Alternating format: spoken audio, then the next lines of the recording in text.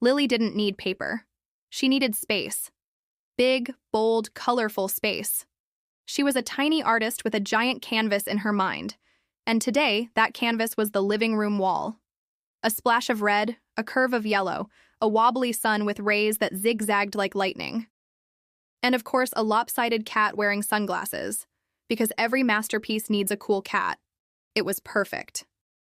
A burst of pure, unfiltered joy. But sometimes joy bumps into rules. No, Lily, that's why we have paper. Walls are for holding up the roof, not for rainbows, no matter how cool the cat looks. The words hung in the air, heavier than any crayon. Lily froze, her masterpiece suddenly feeling wrong. Her little shoulders drooped. The world, which had been so full of color just a moment ago, now felt a little gray. It wasn't about the drawing, not really. It was about the sudden stop sign on her happy highway. It was about rules and feelings. Big feelings for such a little girl.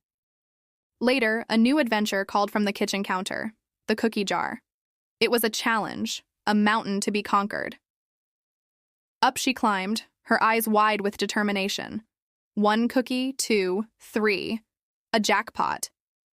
She tried to stuff them all in her mouth at once, a feat of pure ambition. But cookies, like rules, can be crumbly. Crumbs flew everywhere. A sweet, sugary snowstorm in the middle of the kitchen. No, Lily, you can't just grab snacks, you need to ask. Then I'll help you pick one. Gently, 2 of the cookies were rescued from her grasp. A pout formed on her lips, a tiny storm cloud of disappointment. But this time, there were no tears.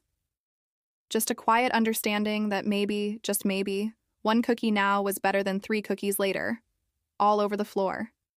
She was learning. Outside, the world was wet and wonderful. A puddle shimmered, begging to be jumped in. Splash! Lily was a little frog, a happy hippo, a rain-booted explorer. And what's an adventure if you can't share it? She decided to bring the fun inside, running through the house like a muddy whirlwind, leaving a perfect map of her journey on the freshly cleaned floor. No, Lily, look at your footsteps. You're leaving a mud map of your whole day. But instead of a scolding, a new adventure began. They went to the bathroom, and the cleanup turned into a splash fest in the tub. Lily's giggles bounced off the tiled walls. Sometimes, a no isn't a stop sign.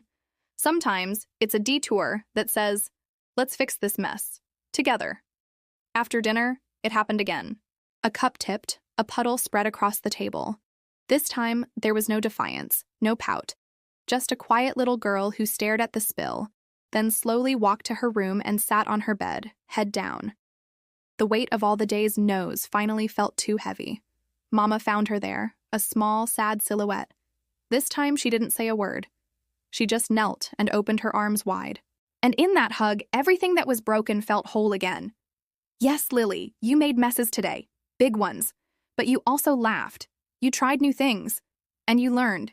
Yes, Lily. Go to your room when I say. Settle down when things get wild. And please, stop jumping on the bed. It spreads germs, yuck.